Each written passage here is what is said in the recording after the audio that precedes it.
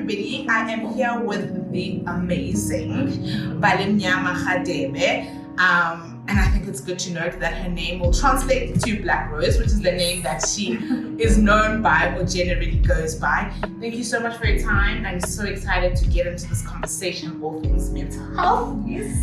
And yeah, let's get straight into it. Thank you for having me as well. I look forward to it. All right. Yeah. So, a quick introduction of Mbalemnyama. Mbali is a creative, turned entrepreneur, Yes. turned creative, supporter of creatives, Yes. and turning them into entrepreneurs. Yes. So already that is just like a huge mix of just like a lot of things, right? Yeah. Because we know how tough the entrepreneurial journey can be.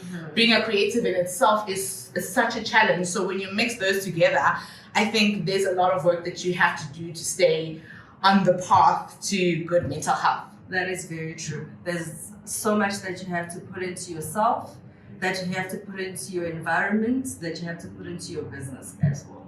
So yeah, Okay. it's a lot. So there's a lot of you pouring out, right? Yes. You're pouring out into all of these different places. What do you do to ground yourself, right? What is it that Mbalemnyama does to keep herself grounded and to fill her cup? Because your cup needs to be pouring into many things at many times, correct? Yeah. Right. Well, what I do is, firstly, I'm also a mother of two. So I'm a mother to a teenager and a toddler. Man! Okay. Yeah, so I added on. So they keep me grounded. You know, they are my peace and also what keeps me alive, you know, keeps me going. The reason I just continue on. They are my peace, they ground me. The toddler is testing you now. Yeah, testing me and very new to the game as well. So I'm relearning myself through that process. So I think she came as a blessing also because I just needed something that kind of grounds me. Makes me remember who I am, what my passion is, and that's what I do. And I'm also a creative, so I paint. So when I'm feeling a bit stressful or I feel like I need to, you know, release some tension, I would paint. I will paint, and I'm trying to exercise again, you know, just getting back into like, yeah, you know. But that's what I do, and I try to read a lot. I haven't been reading for the past year or two. I think it's because of the pregnancy and all of that. But I try to read as well.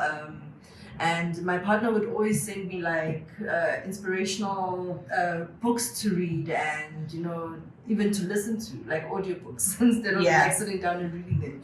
So that's what I do. I've got great support around me. So I think they're the people that keep me grounded and keep me at peace. So yeah, that's what I do actually. I mean, you're the first mom to say a toddler is her peace. We know it's a battlefield out there. It is a battlefield. So it's really good to know that, you know, even the things that seem crazy to other people can bring you peace. And it means that what generally works for you doesn't mean that it's going to work for me, right? Exactly. And I know that you work with young people, young creatives, right? And I can imagine how you have to kind of be their shoulder to lean on. You kind of have to teach them the ropes, not only teaching them about business, but at some point you're helping them to navigate mental health conversations. Now, obviously, all of this is happening in Soweto predominantly. And growing up in Black communities, we didn't really talk about mental health. It was like, it's a taboo. It's a taboo. What are you talking about? Just drink some water, go run, do something. Fix yourself. You've got a home, you've got parents. What's stressing you? What's depressing you?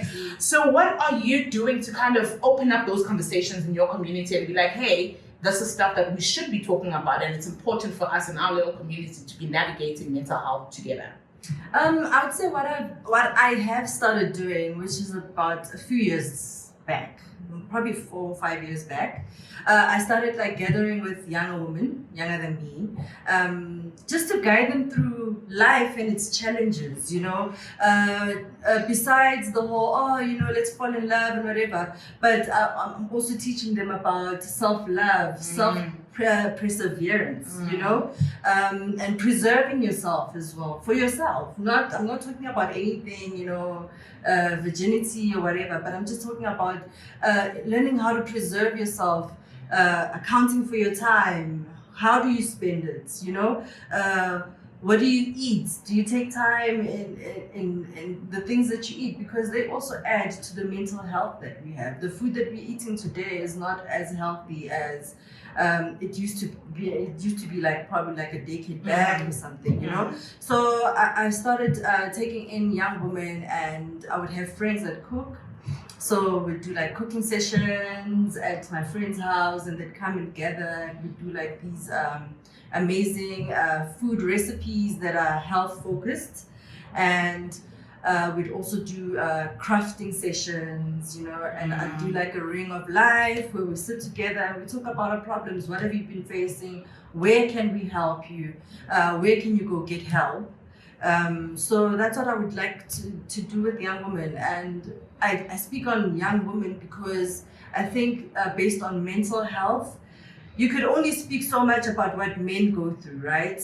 I know we're all going through something, but if I focus on younger women, they'd be able to go back and just look into themselves. And I know that there are other men out there that are focusing on mental health for young men. So if we both do our parts, you know, we will create a nice balance for the future generation, so that they know that it's okay to speak about mental health. It's okay to cry and say, you know what, today I'm not okay. It's okay to not be okay. It's okay to just be like, today I'm just going to wake up. I'm going to drink my water. I'm going to brush my teeth. I'm going to crawl back into bed.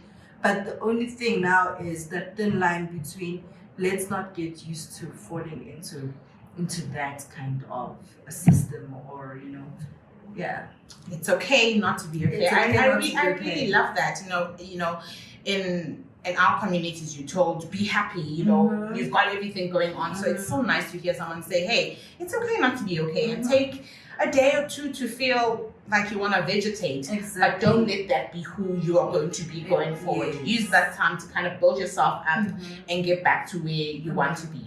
And something that you spoke about as having these conversations with women, right? And we're always told Imbogoto. I can't pronounce the other one, but that the woman holds the knife with. Yes. So, what are we doing to break those narratives? Because we don't want the woman to always be carrying that heavy mental load, right? What do you think women can be doing for themselves to start breaking those little narratives, right? I don't want to be a Mbogodo anymore. I'm happy to be a marshmallow. You know, I would like to be a marshmallow. But it's kind of tough when you're a mom, right, to be a marshmallow, because maybe you can toughen up. You can be something else in between Mbogodo and a marshmallow. But what do you think we can do, like as Black women, right, to kind of start breaking down that narrative and say, hey, we're allowed to feel, and we don't always have to be strong and brave and carry everybody on our backs? Sure, that is a very loaded question. I feel that we need to start having these honest conversations within our households first, you know? So if you're an older sister to your younger sisters, like, let's stop doing that whole thing. Exactly, you're a deputy mom, and let's stop doing that whole ubuhle buyabekezela. It starts there also. Ubuhle buyabekezela, you know? Meaning you have to persevere for beauty. Or beauty comes with pain. You know, like, it starts with such words, and they start at a young age, where you see now literally your first trip to the salon. First trip to the salon, you're crying, you're in tears, it's painful, and your mom will tell you, you're 5 years old. Oh, don't worry, baby. You know, beauty is pain. And I think we start making idealizing like pain, that, you know, you can withstand it. It's okay. And in the Black community, it's sad, because I think every other nationality thinks we can actually stand for pain, because we glorify it. You know, we want to be like, no, strong Black woman. Indoda ayikhali, imfazi ubamba umese ebukhalini babo. Like those words are very dangerous to us, because we live by them. And then once you want to communicate that in your family, that, you know what, I'm actually going through a lot. I can't even hold a teaspoon, let alone a knife at this present moment. How are you going to hold me? You know, we're not having those conversations in our household. So I think that's where it starts.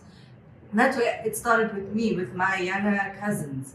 I'd speak to them and I'd tell them, in terms of speaking about beauty, your career changes. You can change your career anytime. As long as it's healthy and it's making you happy, change it.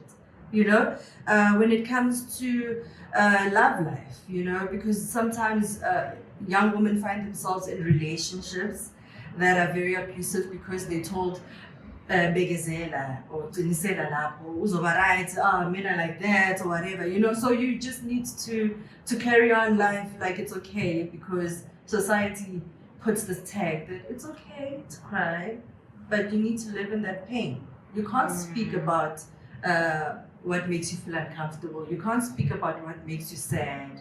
You can't speak about stress because it makes you look weak. So we need to start at home. Start with our children, with our siblings, start with our parents. Have tough conversations with our parents, because most of our mental health also falls into the part of what they would like us to be. And you come here and you say you're a creator. I remember when I had to tell my parents that I'm a creator. I'm going to do, but funny enough, I think I've been always communicating that I'm just an artist. They never believed me. When I was 8, I started attending art classes as an 8-year-old. This is Saturday class. And my mom would have to drop me off somewhere because she used to work on weekends. My dad was always working. So she would have to drop me somewhere in order to go catch a cab to go to Norwood. Because I used to go to Houghton Primary. So I'd have to catch a cab to Norwood. And then that's where my classes are, and I'd do that. And then it was a whole thing. I don't know how I survived that whole situation. I guess it was a bit safer then. Because you can't trust the kid now to be by themselves. Exactly. So I used to communicate that I'm going to be a creative, I'm an artist, this is the direction I'm taking. They never just, took it seriously. I guess my dad always thought I'd do like accounting, I'd be an accountant of some sort, because I was good with my numbers back then. No, I still am. So I used to be like really good with my numbers, and we used to read a lot. So he thought she was going to be an ambassador of the country, or like all of those crazy things. And then my mom, I think she used to think that I'd go into something that's a bit more law, or because I don't know. They just thought that's who I am. But then I communicated that an artist is who I am. And 10 years ago, I went into an entrepreneurship program focusing on a creative business. And my dad was like, "Are you sure?" I'm like, "Yeah, I'm definitely sure. I'm going to do this. I'm going to change this whole spectrum of what art is and how artists see themselves. And this is what I want to do." And they just thought that, nah, this is crazy, But then they had to realize that actually this girl, this is what she's always been communicating. Had we listened to her and her 8-year-old self, she would have done maybe even a bit more or studied out of the country, because those are things I used to dream about and used to talk about. That they never took it seriously. And I think also becoming an entrepreneur in the creative space was also just like, like a badge of proving that what I said I wanted to do, I'm actually going to do it, and I'm going to do it a bit more, because then now I have entrepreneurship in it. So you can't tell me that I'm going to be a struggling artist. No, ma'am. You can't. No, ma'am. You can't. So I guess it's just the communications that we need to have. So when I speak to my mom now, she actually realizes that, this is what you've always wanted to do. And had I supported you and just did this and this, maybe it would have been at a different level to where you would want it to be now, or quicker than it has taken, But I always tell her that, I had to travel this journey because I think I had to learn along the journey, the hardships, not just the struggle, but the hardships. Once you're in a situation, like now I'm in the creative industry, what am I doing? Like, what direction am I taking? So I had to learn all of those things. My journey was just set out to be that. I'm glad I knew when I was 8 that I wanted to do this. And I think that's where the passion built up. But by the time business met me, the passion I had already lived. And the business. Time for that. Yeah, it was time now for the business to carry on. And that's what I continue to instill in the creative industry, to to also just assist them, you know, in the stresses that come around. Because what stresses us as creatives is we get stagnant after creating. What happens really? How are we monetizing? How are we building? What's the direction? Who do I look like as a creative? Like, what is my brand? How do I identify? So once we are in the creative space, we then don't know what else needs to come. So I think that's why we then created Soweto Art and Craft Development, because it then gives creatives that space to play around, like room to think, room to play around, room to be. Just be and identify yourself. Who are you? What do you stand for? What would you like to see yourself in 10 years' time? Are you building a brand that will be here for legacy? Are you building a brand that will maybe be a stepping stone for other brands? Like, what are you doing? So I think creating that in our community, as big as it is, Soweto is quite a big community. And it was crazy for us to actually think, that we're going to gather all of these artists in one spot. And they're going to be assisted, they will grow.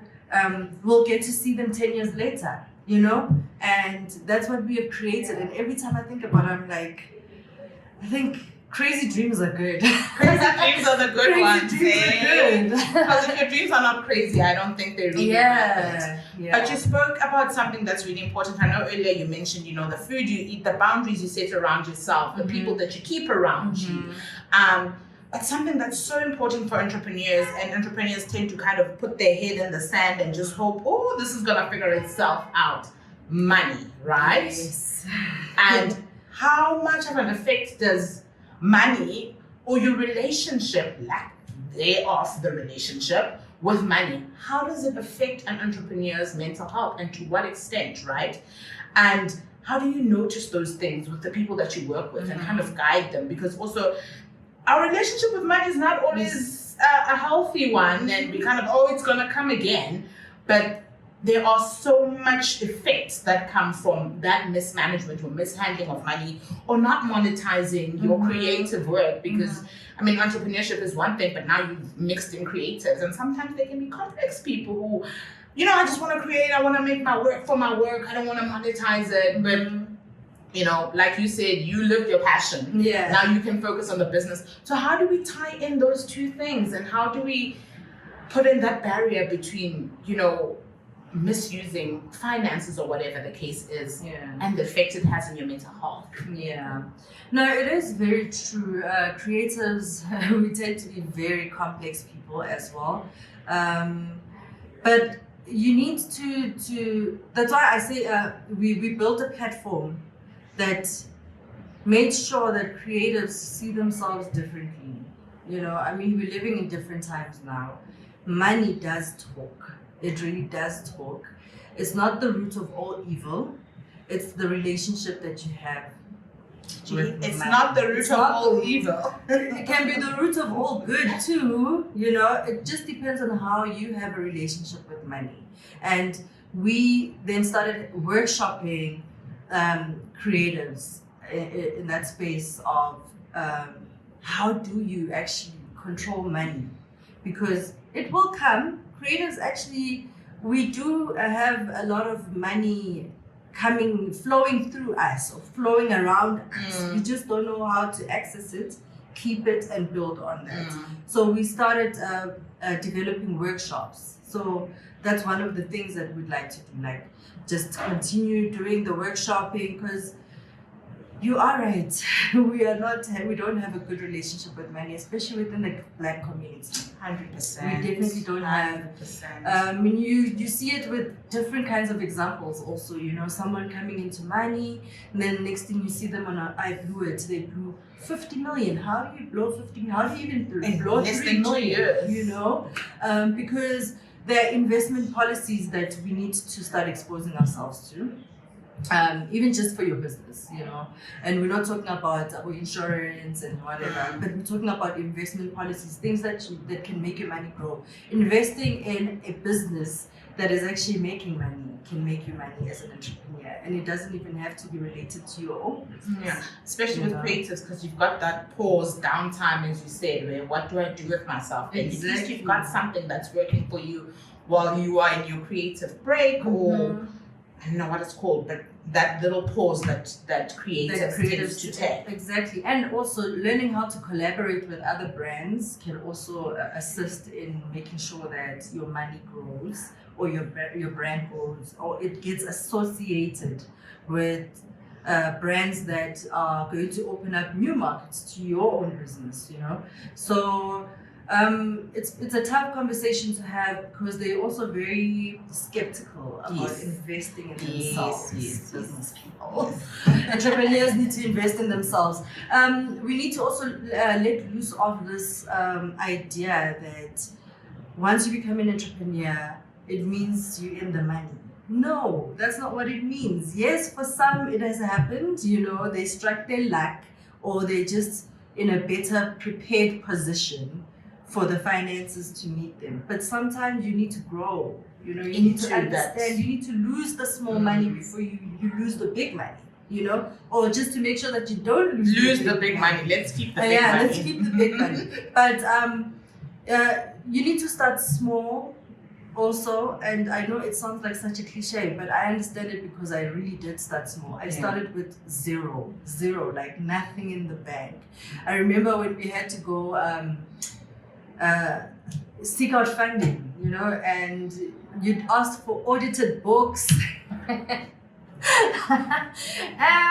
You asked for audited books, and you asked for things like that, and you're like, I've got no books to be audited. I have no books. Right? But then luckily we had mentors around us that told us, what, every cent is an audited amount, So you just put it where it needs to be, and then it will translate itself into, something that speaks for the business. Can be 100 rand, can be 100,000, can be 1 million. It's fine, So we've had great mentors in our space that have given us the knowledge around money, how to spend it, how to seek for it, what language to speak when you are asking for funding, what language to speak when you are about to use other people's money, like private companies.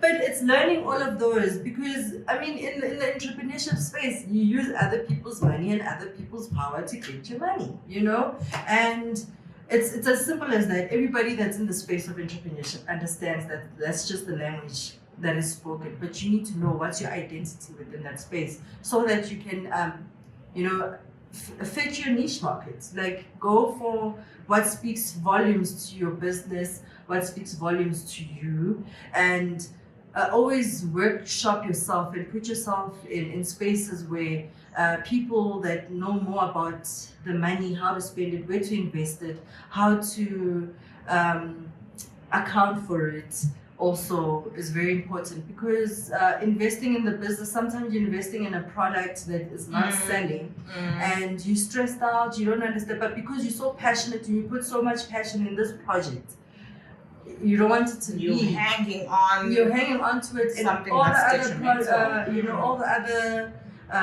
produce that you're making, it can make you so much more money, but you're not identifying that, because we want to put so much passion into entrepreneurship. Yes, it is driven slightly, 20% by passion. 80% needs to be monetizing and making sure that your books balance. Whatever product you are creating, you're spending money to create it. So you need to, account for that money back, 10 times more, 100%. So, come a little bit closer. Talk to me about what does Mbali say to herself in the mirror when she wakes up, right? Because the conversations that we have with ourselves are so important in kind of, establishing like a baseline. I'm not saying they're a cure for mental health issues or anything like that, but you establish that baseline of, okay, this is how we start the day, and you're not all over the place. But what conversations are you having with yourself first thing in the morning when you get out? Other people say mantras in the mirror, be it what it is. What is it that you tell yourself every day when you get up in the mirror in the morning? Okay, I'd say it varies. Also, right? Okay. Because not every day is the same. True. Sometimes I need to wake up and be on some girl, wake up, you've got it. You've got that project that you need to work on, so get up, you can do this, get out of it, snap out of it, go drink some water, go jog, go do something, right? Mhm. And sometimes I wake up and I'm like, you know what? I'm grateful and I'm blessed, and I look forward to continuing the journey that I'm on, because it's a journey for other people. I've realized that is just my purpose. I'm here to journey through for other people as well.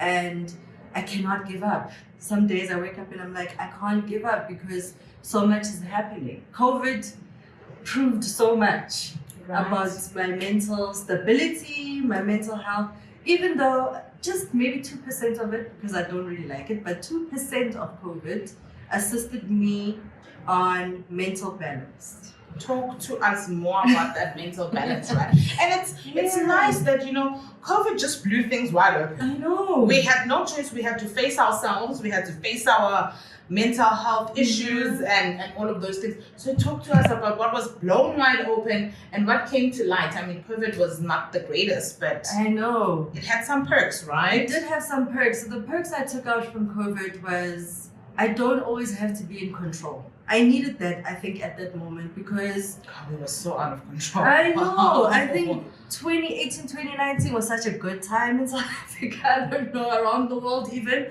But I was also just going through an empty cup filling out. I think my cup needed to fill back in, and COVID assisted me to do that, because when we say we work with a lot of businesses, our database is filled with almost 300 businesses that we work with. COVID, I think it aligned so many things for me personally.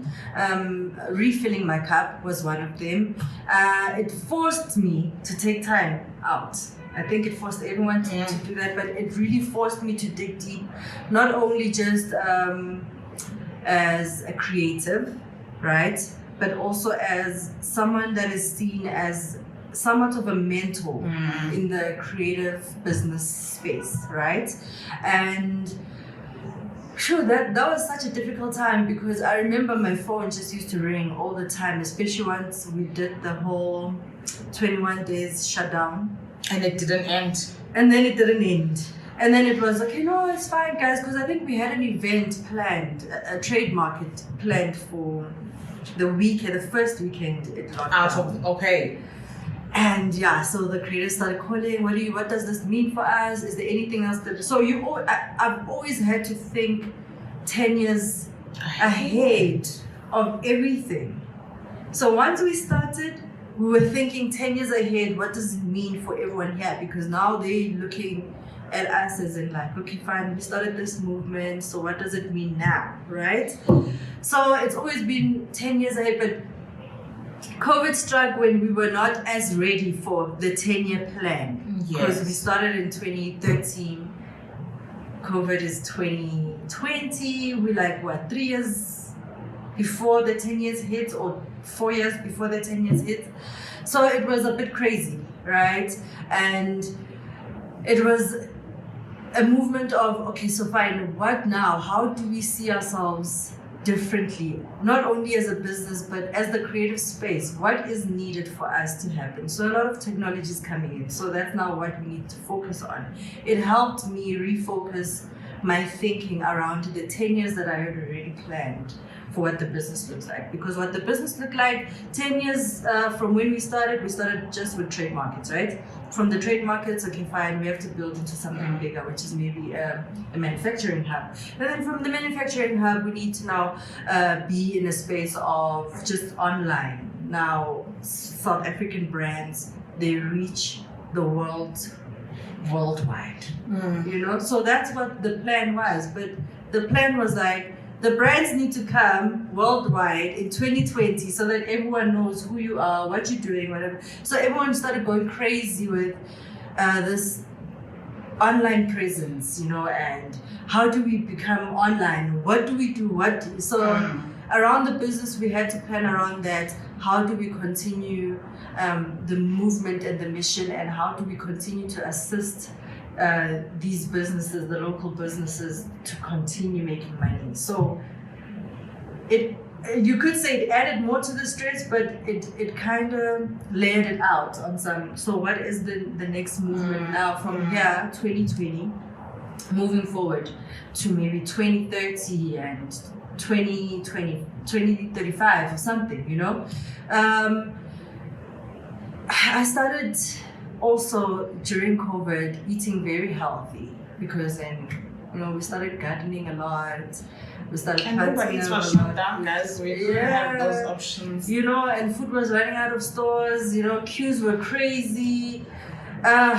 People were not making enough money, so we also started educating people about planting their own foods. You know, there was a program that I was a part of during COVID, which was called Skabala. So it turns community igana in the community into gardens. Oh, lovely. So the whole community is involved. So we clean up the iskana. Then from cleaning up the iskana, we will then start planting seeds of whatever vegetables, things that we eat on a normal basis. So we don't buy tomatoes, we don't buy onions, potatoes, you know, like like those easy accessible veggies that you can actually grow in your own yard. So we started doing that and started educating people around that, and, you know, doing seedling classes. Some were online, some were in person if we could. Yes. But in the communities we could at that time, especially after the lockdown. Opened up a little bit, we then started getting in the community and making sure that we teach people how to grow their own food. It was a lot of that. Just also self-finding, you know. I mean, I found love, but I first found self-love. Okay. I had to love myself again. I had to reimagine who I am. I had to think about what my future looks like. You know, because here I am, a single mom with a teenager, and it's not easy to find all of those things. But then I found love just years after COVID. We love love. We love love. And love also, you know, it adds to the control of mental health, you know, if it's healthy. If it's healthy. You said something that I really loved. You said, you know, growth is a beautiful thing, but growth can be painful, right? What lessons have you taken away from entrepreneurial journey, right? That were painful, you know, for your mental health, and how have you turned them to a positive, and how do you use them today as a tool from those painful growing pains, if that thing exists? What are some of those things? Some of those things. Let me just speak more on the difficult times that I've actually gone through, which I can actually remember. I think 2016, 2017 was the hardest time for me in my journey, because that was the time where things were not looking like they're actually coming together. And you're sitting there, you're thinking to yourself, okay, I've started this 5 years back, and 5 years later, I have nothing to show for it. There's nothing, you know, and it felt like the business was not getting the attention it needed to get from the people we needed assistance from. So I go into prayer mode as well, you know, once things like that. So I started fasting a lot. I saw that I'm going into a deep space, which is a depressed kind of mental state, you know. And then I started like praying a lot, taking care of myself even more, learning that I don't have to control what 5 years looks like from where I am, but just controlling where I am at the present moment, right? I've tried a lot. I've tried a lot to. You speak to yourself. I mean, you know, I think once you've discovered what it looks like for you to be in the dark states and how you can get yourself out of, by just motivating yourself, speaking to yourself a bit more kindly, reading a bit more about your industry, because sometimes we focus on the wrong parts of the industry. And the industry is vast. It's vast for you to actually explore even more. So for me, I've had to tap into who am I, what are my passions. I like doing vision boards a lot. I think they direct me to just where I am mentally, where I would like to go. It also just assists me with a state of manifestation, because you speak positive, you gain positive. It's not a cliche. It's just, I know it just sounds crazy. Sometimes people are like, Mbalemnyama artist. Positive. Chakra hands. You know? But it really does help. You need to actually tap into yourself and shut out the outside noise. Society can be so noisy. Loud. It's so loud. If it's not in your industry, it's on social media. If it's not on social media, it's in your own household. Who's doing what, who's successful where, and you just feeling like, oh my God, where am I right now? Because I even started my career before these people started. And you seeing them getting successful, but you need to align yourself and see what is your success. Your journey is your success. It's not material things, you know. Journaling also helps a lot, because you get to see, 2015 I was thinking this, right. 2017 okay, that was cool. Exactly. So also journaling will help you a lot, because it helps you to also put your thoughts into paper.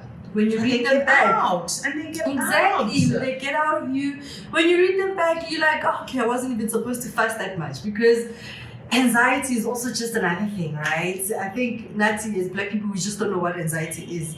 Shame, you know, like Tina. There's a lot we still need to learn and relearning, you know?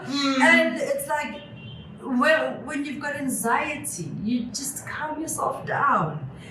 Taking a moment, 5 minutes of your time within a situation where you feel like, okay, I don't know how to do this, I'm not sure how to do this, am I doing the right thing? Just 5 minutes and just asking yourself questions on, am I on the right path? Am I still happy? You know, do I still want to wake up 5 years from now and do this? It will help you. It will help you. Just those kind of questions. I love that you said that. And I think the one thing that you said was being present. We are often so in our social media, in somebody else's life. We're busy minding other people's business. Meanwhile, who's minding your business? Nobody's minding your business. Your plants aren't growing. Your plants aren't blooming. You know, you feel like things are a mess, but you're so invested in other people's lives, and you're not present with self. Or I think, if anything, that is so beautiful. And it's so good to hear you say that. I can identify that there was a dark time. I can identify that I was spiraling and I was going into a dark place. And this is what I did to get out. It's often people don't even recognize, you know, because we're so out of control and so out of touch with ourselves. So bringing it back to being present, and just that conversation about journaling is hilarious to me, because if you read stuff that you were writing way back, you're like, this is a joke. Exactly. So thank you so much for your time and this lovely conversation. Thank you for having me. And I think so many things that you said are wonderful, especially as a mom. There's so many nuggets that I can take from these. So thank you so much for your time. Thank you so much for having me, and I'm looking forward to a great mental health journey. Thank you so much.